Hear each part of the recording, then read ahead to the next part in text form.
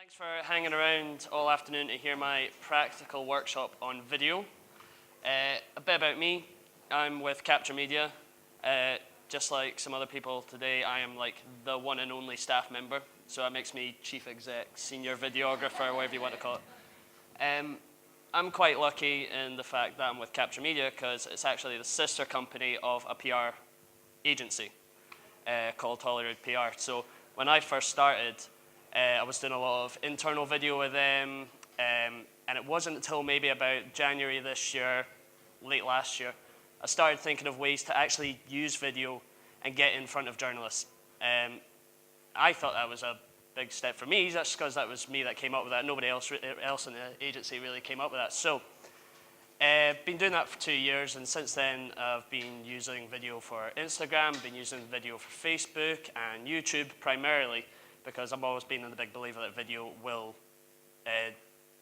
dominate better on YouTube because it's just got everlasting SEO value. So that's probably enough about me. And it worked when I pointed there. Everybody's been doing this, looking like an absolute tit. So who wants, just before I start as well, a couple of people said that they've got video teams of 2, 7. Somebody else said that they've made videos. So what kind of level of experience have we got of video in the room? Who has actually made a video for PR in the room? Oh, quite a few people, that's good. Everybody been using their mobile phones and things, or they've been using better than that? Cool. So a lot of this stuff might sound very, very familiar. These are a few sort of pointers and things that I've sort of picked up over the time that might just sort of help advance that as well. A couple of new things that you can add on to your phone as well, just to make that nice and quick, and a few bits of software that might make your lives easier in case you're thinking of investing in video. I'm quite lucky as well in the fact that I actually get to pick most of my kit and say what software I want. So I'm using the camera that I've been pointing at you guys all day, and you're dodging it like mad. So that's a DSLR camera. Today, I'll touch a bit on that at the end, but really what I want to do is, for people who haven't been using video today, I want to sort of get them just making more video. One thing I'm really, really passionate about is making videos look good, but what's more important is making it tell a story. And if you can't do that, nobody's going to watch your video. It's going to be random clips, and that looks good doesn't make an awful lot of sense unless you put it into context with other imagery, other interviews, or some sort of dialogue. So if you haven't been making videos, hopefully by the end of the day, you'll be using your phone a lot more, the right way to use your phone to make decent video that you can send out to the media for your clients, or you can send out to your clients and eventually start there and a stepping stone to better video. Who wants to take a guess at where you start with video?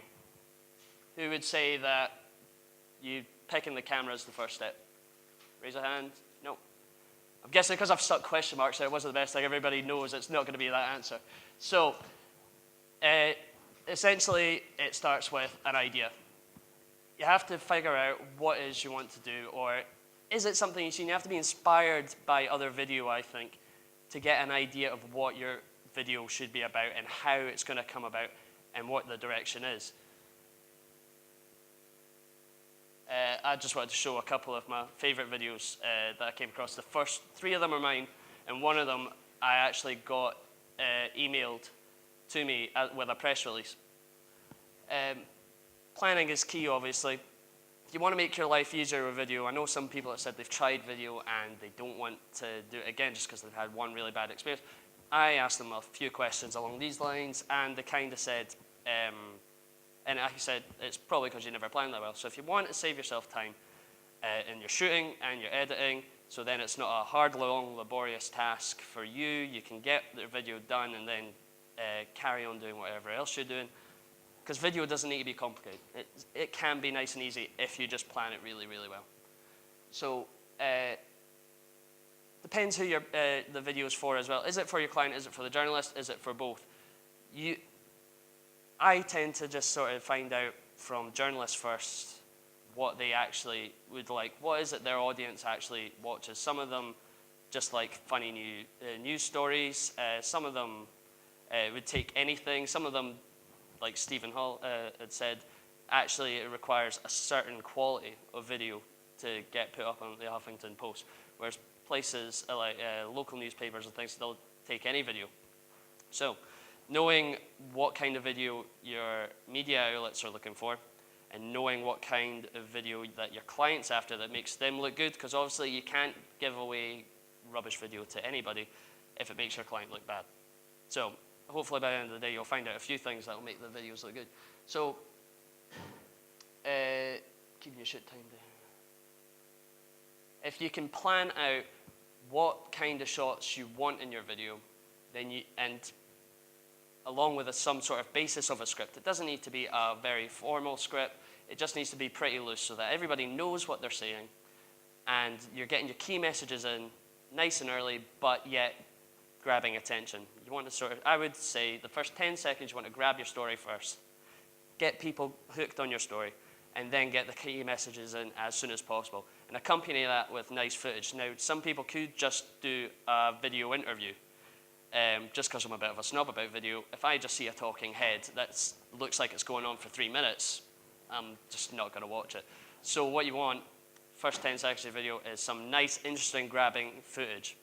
And with mobile, you can do that because it's nice and small. I'll go on about that later. You can do that with other sort of cameras and gadgetry like the GoPro, which I've actually got strapped onto the wall there. And just looking for these interesting shots. Is it a product you're selling? Then we want a nice looking shot of the product. Is it the location that's really going to sell the video?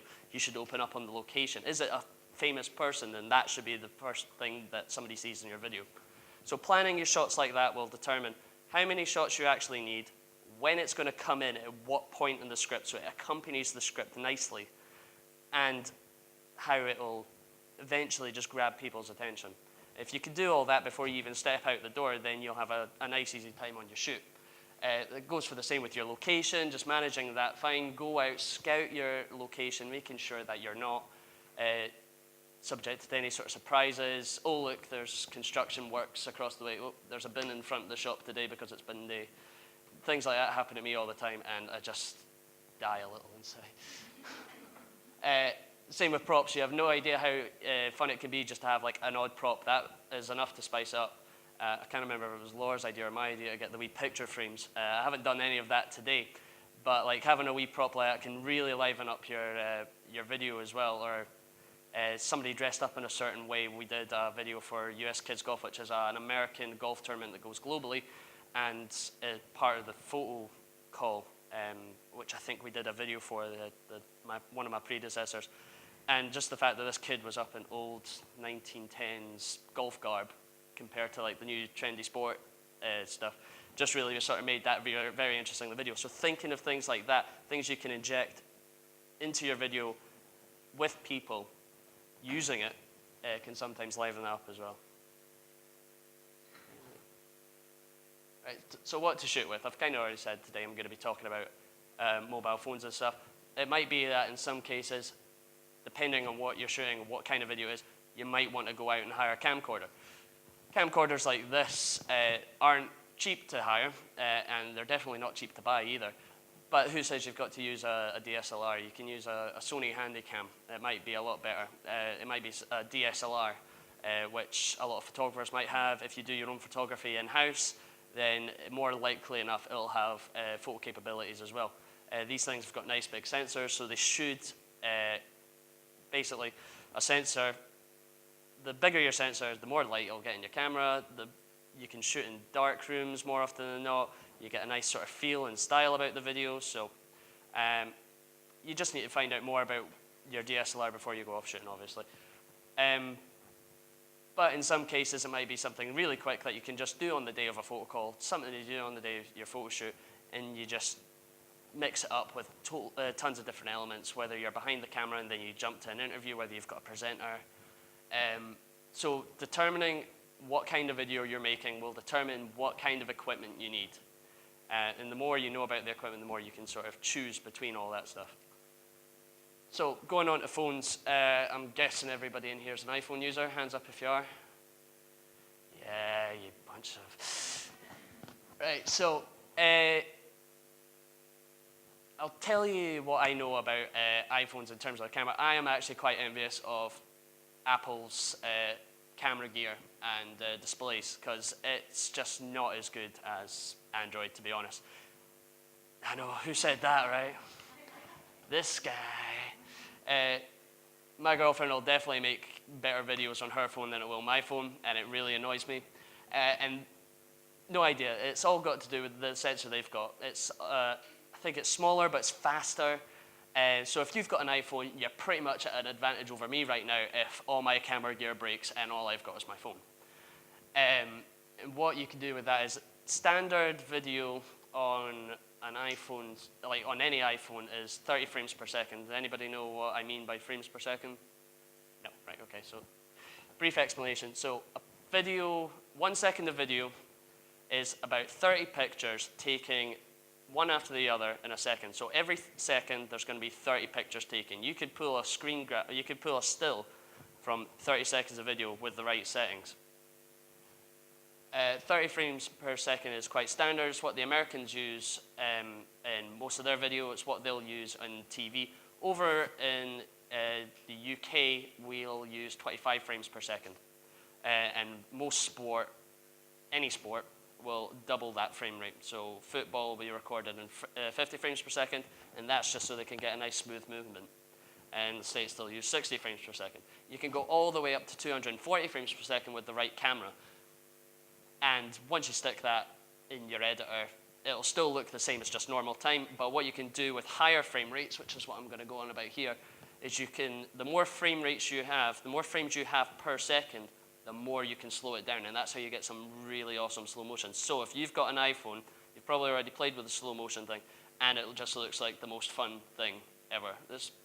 Next time you want to play about with slow-mo, just put it on, flip the camera the other way and just do this. It's really fun just to see your face just do that in slow motion. But if you're doing a video for a sport client, say, and they're just about across the crossing. I could have done this at Musselburgh last weekend. I could have got somebody's iPhone, stuck it on the finish line, and just catch it in slow motion just as the horse is going by. So if you've got a client who's doing a fun day, a sport race, Tough Mudder, anything like that, that's when slow motion could come in handy for that. You'll get various resolutions on your phone. If I had an iPhone, I could show you. I'm going to do it on my Android in a second.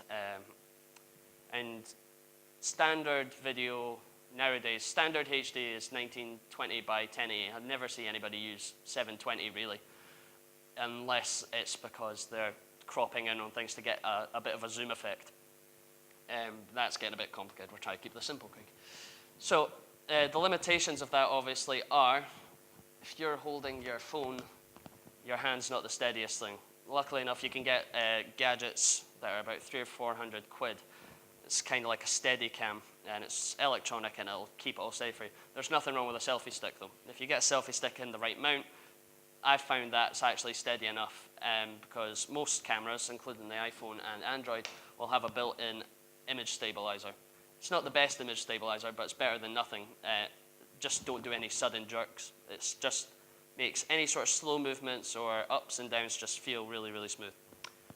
Other limitations? No. I just skipped a bit. Right, so I was going to show you now what I was going to do with my phone.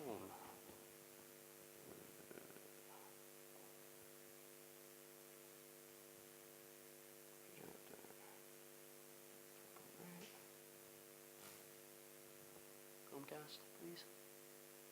Yeah, we'll see. Please work, please work, please work, please work, please work, please work. Oh, that's right. Hey.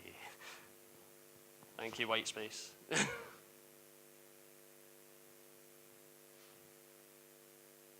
Okay, there you all are. Now, this is what I have on my phone all the time.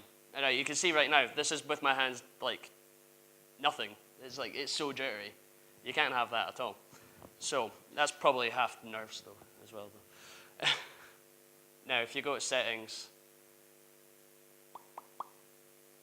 you can see I've got tons of resolution settings. Why don't we stick on video mode first? Settings. See, already stuck it on video mode and the image stabilizer's kicked in.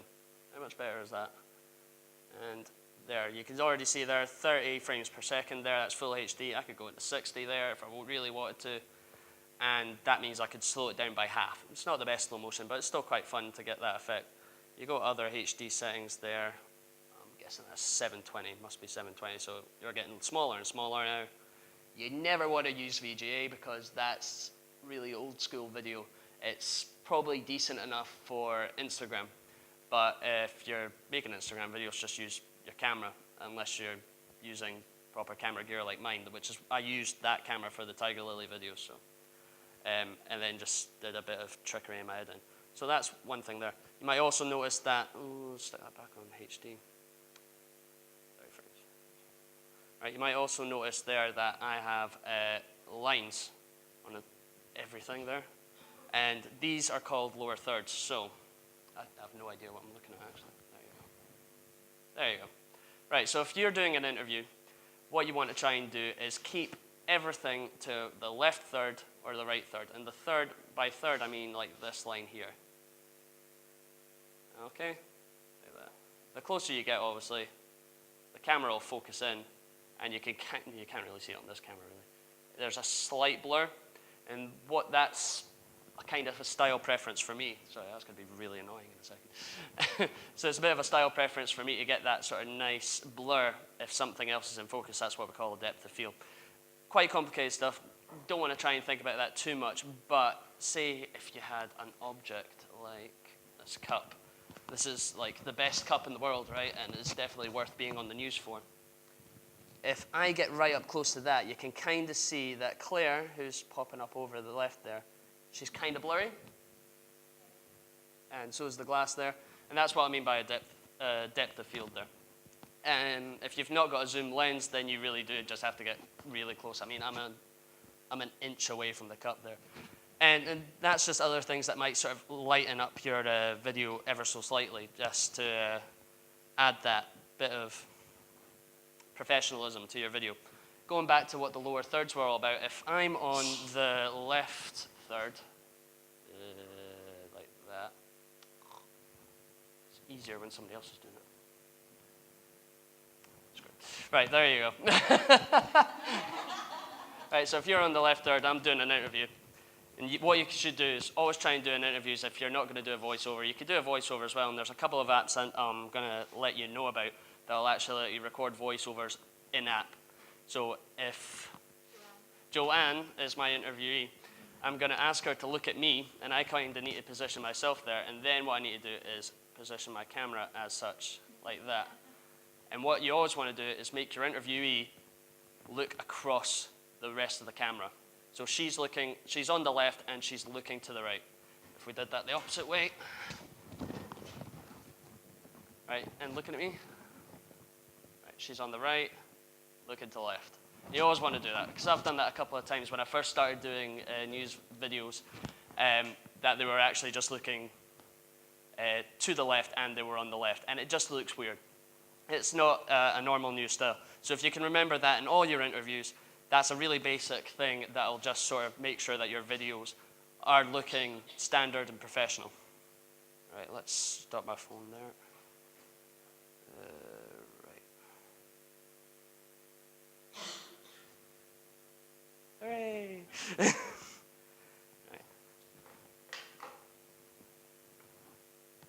So yeah, limitations obviously. You can't do a lot of handheld stuff for very long. You can get mini tripods as well. They're called, you need to be careful how you say this because it's spelled G-O-B-Y. They're Joby. And basically, they're a bit like what we call gorilla pods. They kind of look like a chain of balls that sort of you can mold around and form 3 legs, and the camera just sits on top. They're actually really, really stable, but they do get knocked over quite easily, but you can leave them there and they'll stand there, and that's usually quite a good way tripod. You can also hang them off things, which is also really fun. If you want to have a look at later, that's essentially what my GoPro sat on there. That's a gorilla pod on a clamp. So just imagine 3 of those connected in one, and your camera just sits on top. and they go for about a tenner. They're dead cheap as well, and all you do is mount it on a table, or you can mount it on a 2 benches or whatever you can find. So something steady will make your videos look really, really good as well, because you don't want to have a lot of movement in your videos, otherwise people aren't going to be looking at, like, they're not going to be able to see what you're trying to show them for very long. Swiftly on. No, now I have to do that. Video cameras and DSLRs. Yeah, so like it really depends on if you're looking to advance your sort of cameras and things like that. You can't. The camera I'm using today goes right up to 50, so it's actually doesn't go any faster in terms of frame rates than my phone. It's still got a better processor though, so it works better in the dark. I can play around with the depth of field more. You can actually control the depth of field on other cameras, so that's another limitation of the phone. You can't zoom in. I would never zoom in on a phone because it's a digital zoom. There's a difference between a digital zoom and an optical zoom. So on this camera here, I'm using lenses. That means there's an actual physical piece of glass that's moving to get that zoom effect. I'm not going to lose any resolution on that, but if I did the digital zoom, because it's a fixed lens, meaning that there's no glass in it, it's just one bit of glass stuck in front of the sensor, you're going to lose resolution as soon as you zoom in. There might be some cases when you can get away with it. There might be some cases when it's worth it. But in most situations, I would never use digital zoom. So another thing to remember, just don't zoom in if you're using your phone. If you've got a camcorder though, there's a plus for that. You can zoom in as much as you want. Some of them have got a limitation on an optical zoom before it goes into a digital zoom. And more often not, because it's got a better sensor in it, that means that you've got a bit more pixels and it can clean up the image quite nicely. The limitations of that is, look at, I have to carry that every single day. It's a nightmare going around this festival with that, especially in such tight spaces. So it's not the easiest to carry around. You can get shoulder mounts and things for it to make it a bit more compact. It's still really, really heavy though, and it's still a bulky piece of equipment. I still think it's worth it though. There's other cameras as well. The model up from that can go up to 120 frames per second. So again, I could get some really nice slow motion, just like most iPhone users. And it comes with a better screen and better sensor. I've gone on over all that stuff already. So yeah, it's not the easiest to get into really unique spaces as well. So a plus for phones, a plus for GoPros and things like that, mount it on a selfie stick, get that different angle that's coming down on top of a group of people, shout into the sky, and like the client's hashtag, or like whatever your story could be, or just to get on top of it. There was when George Clooney came to town, I tried showing up as early as I can, but people were queuing all day. So the thing that saved me the most was the GoPro on the selfie stick going right over the STV guy, and I was like, I can actually see him. Yeah. So sometimes it's an advantage even against most broadcasters, and it gives you that unique feeling. If you interslice that with some static footage on a tripod, that's brilliant. You could, if you had somebody watching that camera, you could go off with the GoPro and the selfie stick. Things to utilize. We've gone over lower thirds. There should be a setting on everybody's phone that can turn that on and off. I suggest if you're doing some proper video, turn that on. You'd be surprised actually that to get the best audio for your phone, actually use the hands-free kit that came with it, because it comes with a built-in microphone. A lot of bloggers you might see do this, a lot of folk on Periscope on this. If you want to see a good use of Periscope, I suggest you follow a guy called Alex Petit. He's basically like Periscope's front runner. He doesn't say a bad word about Periscope because he's always there with the first to hear about it. In fact, he's probably the only person I actually follow on Periscope, just because it's a platform I'm not getting into yet, because I think a lot of people are literally just vlogging and speaking their mind and things like that. It's still a great platform though. There's a couple of news broadcasters that do that as well, but what lets me down with their videos, they were at Hampden when everybody flooded the pitch at the Hibs final. And the one thing that let me down is I couldn't hear a word what he was saying, and I didn't know what he looked like, because he's always on the other side of the camera. He never uses that front camera. I'll get on the front cameras in a second. And he never uses a decent headset or audio feed-in. You can buy lapel mics that can get adapted for your phone. I tried doing that today for today's event, and and the cable didn't work, but there are cables out there that will work. Unfortunately, I think they cost about 20 quid. And all you need for that is a decent mic. And what you can get with that then is you can get a presenter. You could be holding the camera, you can have your presenter there with an actual proper microphone talking to your client as they're touring around an event, as they're touring a castle, as you're getting insight into some new place. And then all you need to do is, it's just like being a broadcaster. You can just turn your camera away from them and the audio is still absolutely perfect.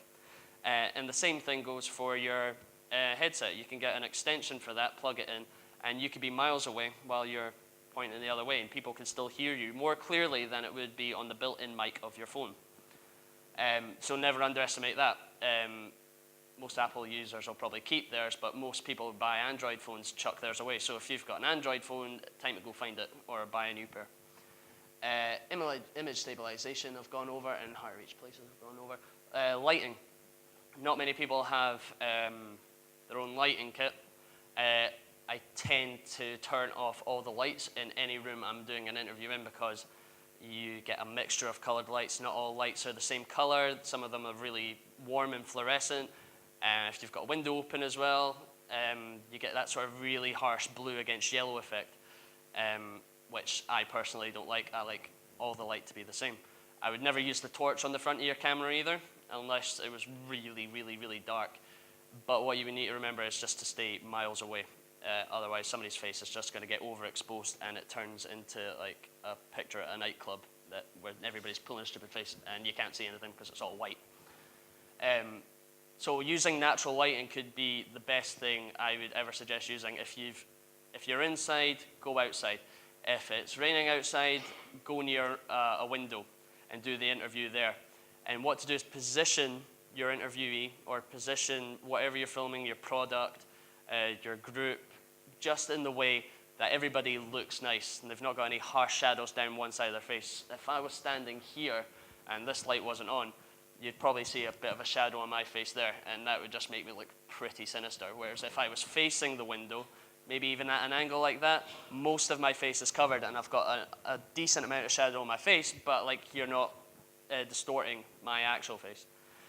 So using natural lighting as a key light, is what we would call it, would be like the best thing to do, rather than using indoor lighting that could sometimes be inconsistent and might not even be bright enough.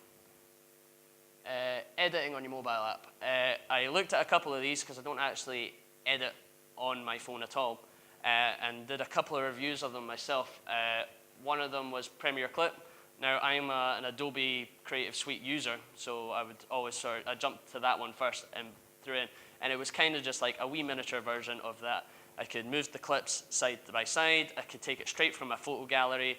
I could add in music and audio that I had previously recorded or had on my phone already. So you could actually add that to a voiceover, a new style voiceover. If you were doing a video that you want to go out with a press release and you wanted to follow it along the lines of a news report, which is sometimes what I often do for the PR clients. By the way, journalists love that because it makes them look like an official broadcaster, except you've gone and made it for them. So you can, like I said, you can add text onto that as well, and they're not too gimmicky. A lot of the apps that you find in store will blow it with effects and make it look like you're doing explosions. It's a bit like really rubbish iMovies or Windows Movie Maker, if anybody used to make videos back in the day on them. And the effects were just naff, but with Premiere Clip, it actually is quite decent. With Quick I came across because I'm a GoPro user as well, and it's what GoPro endorse as like their one of their editors of choice, because it just streams seamlessly from the camera to that. And again, you can record voiceovers in-app, so you don't need another app. You don't need to go and spend time doing that. You could literally record that voiceover just before you start editing. And then the audio is already there, and you just need to add your clips onto that, and you can add some text. The text is a bit bloated as well. The text just looks really, really big, and what you don't want to do is you don't want it to dominate the screen. Some platforms, such as Facebook, actually analyze your video, and if it's got most of the image has got more than 20% of it, this applies to the thumbnails as well. If 20% of it is more text than image, then you don't get your video uploaded. So you don't want to make your text too small, and you don't want to make your text too big, and you don't want it to have too many effects. You just want it to stand out against your footage. Most phones have built-in editors. I don't know what iPhone use, but I know that my Sony Xperia has got Sony's own video editor, which again works pretty much fine, but I usually look for a few more little things. And what I found actually quite surprising by all this was that these two, Premiere Clip and Quick, actually export the video, which is just another fancy video editing word for saving the video as a complete whole video with all the clips and all the videos that you've taken. It actually exports it in 1080.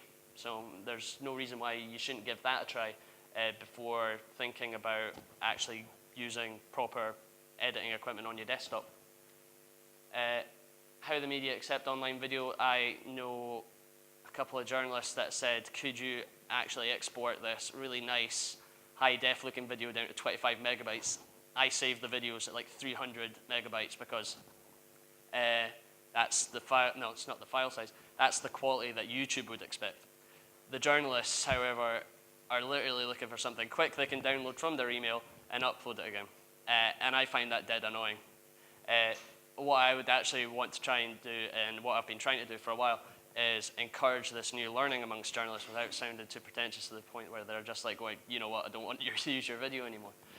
And actually tell them it's really easy to download this video if you just click this link to Dropbox. But more often than not, journalists will ask just for a video that they can download from their email. And if you're capped at 25 megabytes per email, then just give them what they want.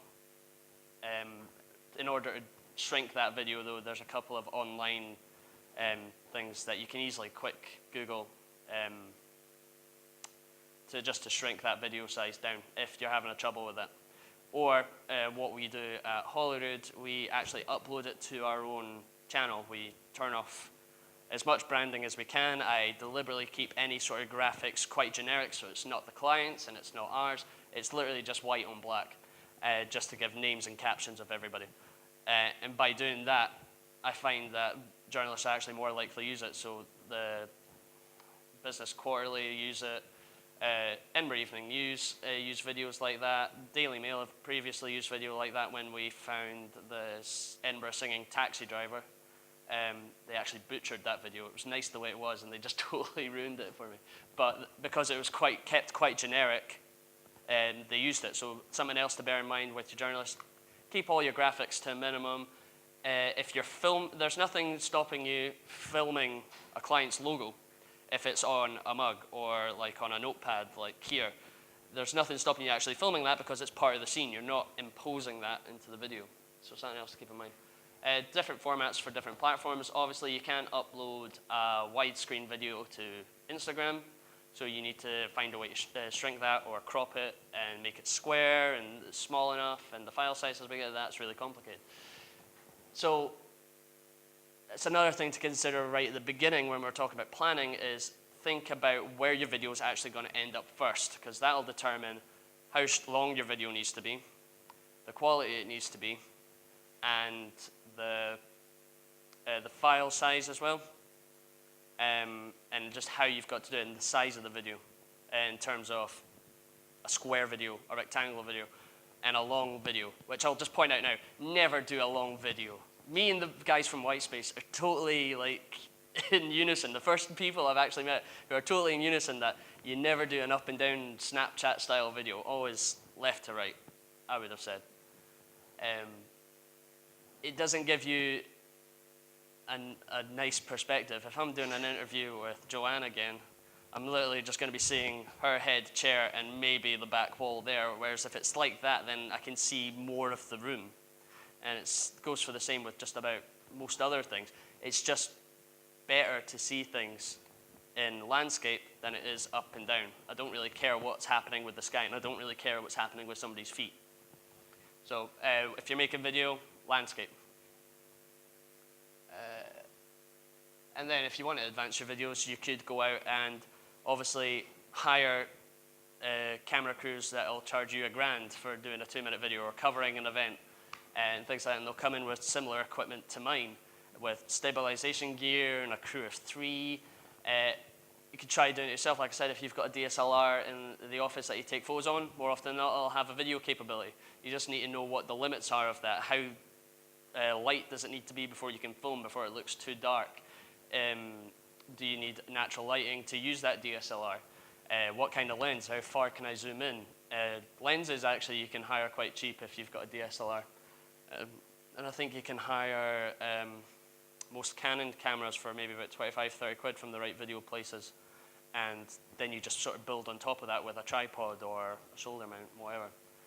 Lighting is probably really key. I've got my own lights as well. LEDs are the new trending thing because they usually come with a dimmer switch.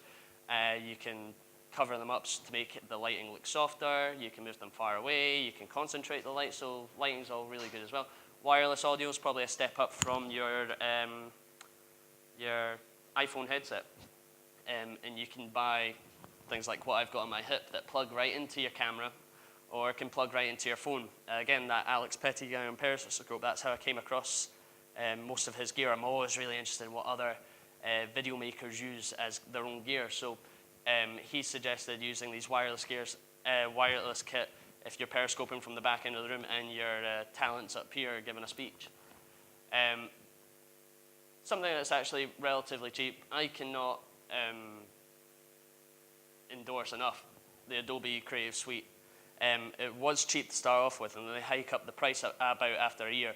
But what you get out of it is amazing. You get a really good editing software, which is used by tons of filmmakers, tons of documentary makers, and it's completely compatible with things like After Effects, which is when you have text that follows people and when you want stabilize the image better.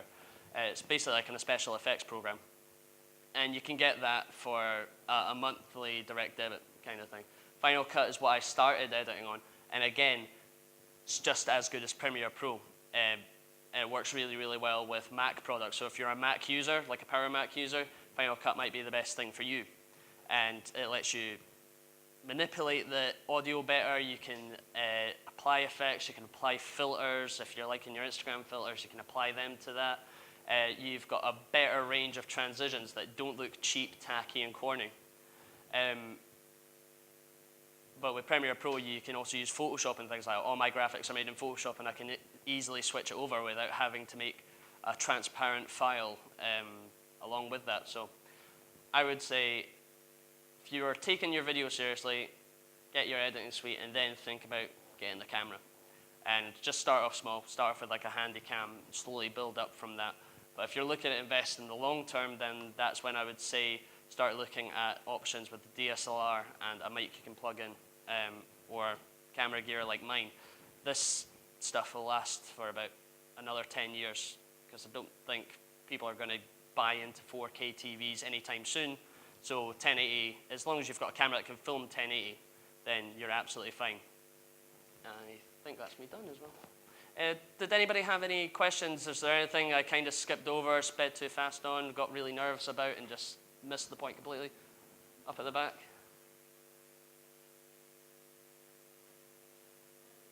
I just wondered in terms of, you'd mentioned there are some nice little quirky videos like the Mail or the Edinburgh Evening News have used. When you don't have things like a taxi driver that sings. That was actually a news story. I lied, that wasn't a PR client. But oh, right, okay. So what kind of content does work in a video space for places like that? Again, try watching YouTube, try watching Facebook and find out what it is. On Facebook right now, you've got a mixture of just random, what's the word I'm looking for, like user-submitted content, which could just be somebody happy slapping or somebody doing pranks or something like that. Then you've got your news content as well. Again, you just have to either, video is your chance to be creative with things. So if you've seen something else that you could try and apply to your client, then that's fine. Another good thing is how-to videos.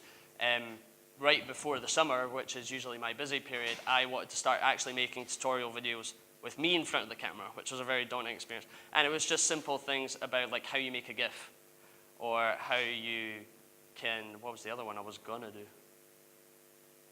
Yeah, completely gone. So yeah, if your client offers a service, maybe they could do a how-to video. I'm working with Mackey's of Scotland right now, and we're making ice cream sundae videos, a bit like BuzzFeed's food channel, where they just quickly show you how to make something really, really quickly. Name one of your clients, I'll give you a quick idea. I work in-house for a bank, so it's going to be pretty difficult to come up with something that people would want to watch. Well, everybody's always got somebody that they can use as a leader. Why not set up your managing director as an industry leader? Let them make a comment on some sort of financial issue at the time. Another thing you could do is how you can streamline your banking by doing something that they're doing in one of their branches at the moment. Or opinion pieces as well, and then take it out onto the street, put your client first, and then get him to present, this is what we did when we went out into the street. And then what you need is just footage of money just falling from the ceiling or something. I've always wanted to do that, just like get my sort of like monthly salary, turn it into fivers, and just go, right guys, nobody's allowed in this room until I've counted every fiver, just throw it all up in the money so I can film it, and then that's just good GV footage. What you want to do is try and collect as much random footage that might be related to your client. So if it's banking, just like if you were in New York, Wall Street, if you were down in London, the financial district down there, banks, money, monopoly houses are usually quite good as well, and just like monopoly boards and things like that. It's a bit amateurish, but it's something that the BBC have even used at one point or another. So yeah, I would say just try looking at other videos first, get ideas from that, and just never stop watching. It's a good excuse to just spend an hour of your time watching videos and say it's research, because essentially it's what it is. If you don't watch videos, you're not going to get ideas from it. Any other questions?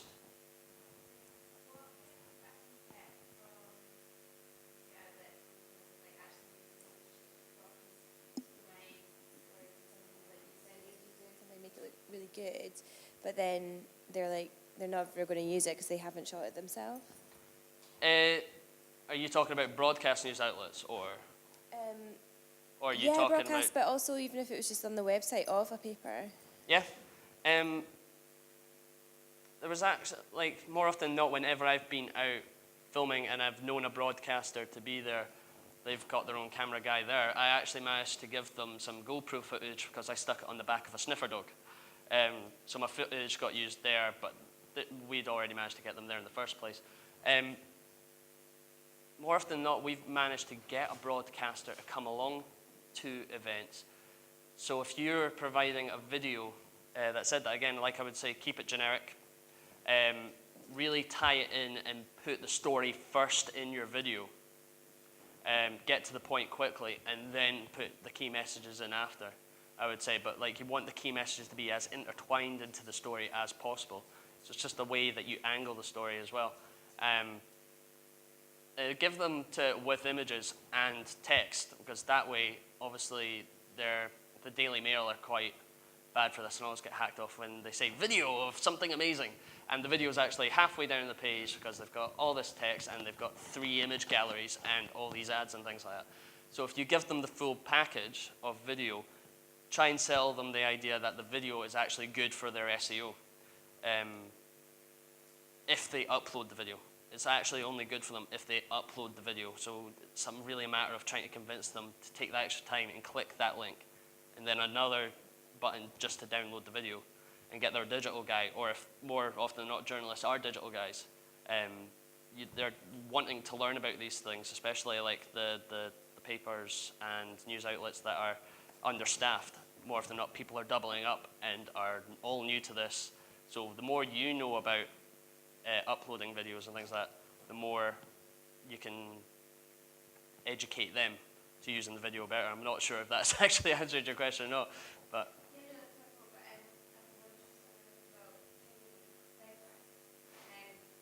there's no, it used to be everybody said, oh, it has to be under 10 minutes. Really what you're wanting to do is, I know YouTube, for example, I suppose Facebook as well, everybody is wanting you to be on their site for as long as possible when it comes to digital. And video only really exists digitally. So Facebook are wanting you to stay on Facebook for longer. YouTube's wanting you to stay on YouTube for longer. The Daily Mail is wanting you to stay on the Daily Mail for longer because they've all got advertising on board. So make your content as long as you think it needs to be. But what the trick is to try and get people to keep watching your video. So you want to try and create something engaging, which is super difficult to do and really is just totally dependent on your content. Again, target your audience right. Make sure it's optimized correctly for people who are going to be looking for that video or wanting to watch that video. And again, just make it engaging, yeah.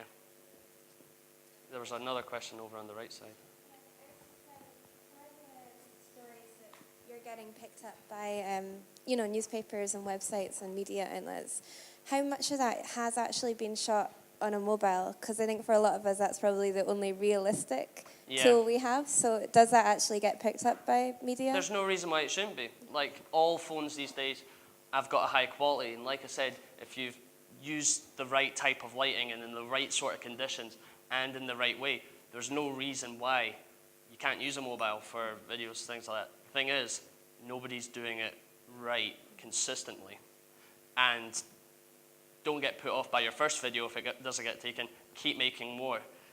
That would have actually been a good example to show you. I could have showed you the first ever video I made for the PR company, and it was horrible. I cringe every time. It was dark, it was grainy, and da-da-da. But just keep making more videos, because the more you make videos and the more you deal with your mistakes, the more you'll learn from it, the better your videos will be. And you'll know what you need to make those videos better in terms of your gear, in terms of your talent, in terms of the people you're working with, and just in terms of the environment as well. So all the videos that I've made haven't been shot on a mobile, but I've just gone over it. It's all high definition. You need to make sure that you've got a decent audio, because nobody likes listening to horrible audio. That'd be the only thing. So there's a slight investment, just it's not an expensive one. Last question.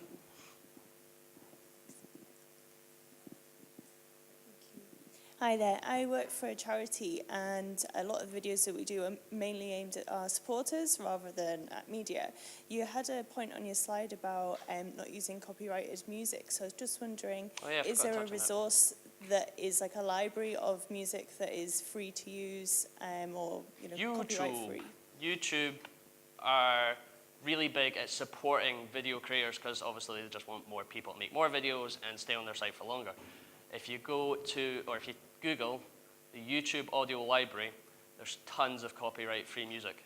Not the best music, but if you're uploading that video to YouTube, say, there's also a tab above that that'll say add supported music, and you'll get tons of pop music as well. Like the Eagle Courier's video. The story with that was she'd been working with them for 30 years and clocked enough miles to make 3 trips to the moon, essentially. So the video was just her going to her van, putting it all in, but there was text on the screen with that new sort of trending news style. And the music I actually had for that was King of the Road. We put her as Queen of the Road, but like, obviously. And the only reason I was allowed to do that is because the copywriter of that music said to YouTube, we don't mind people using this video as long as we can put an ad. And annoyingly enough, it covered most of my text, so it's, again, something to be mindful of. And it was something for the Euro lottery or something. So you can use popular music, you can use a music archive going back decades. Just be prepared for ads to be in your video. Make sure that your audience, make sure that your media outlets are okay with that, because more often than not, I doubt they will be, because it's taking ad revenue away from them. Make sure your client's okay with it. Because I've had a couple of clients push back and say, oh, we want to use the banana splits for our banana split video. And I was like, oh, you get ads. We don't want ads. So you just have to be quite upfront with that and use that. But they do have their own copyright free library, which has a few decent tracks that I use over and over again. And they're always adding new ones as well. And sometimes all they ask for is just a little attribution to the artist, which you can just make in the description box of your video. Oh, if you're uploading videos to YouTube, use that YouTube description box and title really, really well. You can put hyperlinks in there, so you can feed it back to your own website, you can feed it back to your client's website, you can feed it to any website basically in that description box. There's a couple of new wee features as well, so if you're not on YouTube yet, start your own channel and just play around with it before you make videos for your clients or PR, and actually try and utilize that. I'm actually quite self-taught with YouTube as well, so there's tons of people who are telling you how to make better videos and use them correctly on YouTube, so just give them a watch as well, and they'll give you ideas about what you can actually do for your clients at the same time. There's a YouTube channel as well called Holyrood, and they've got copyright-free music too, and they're a bit more upbeat, but like they're too upbeat for my clients, so I tend not to use them. Right, thank you very much, guys. Any questions, just email me.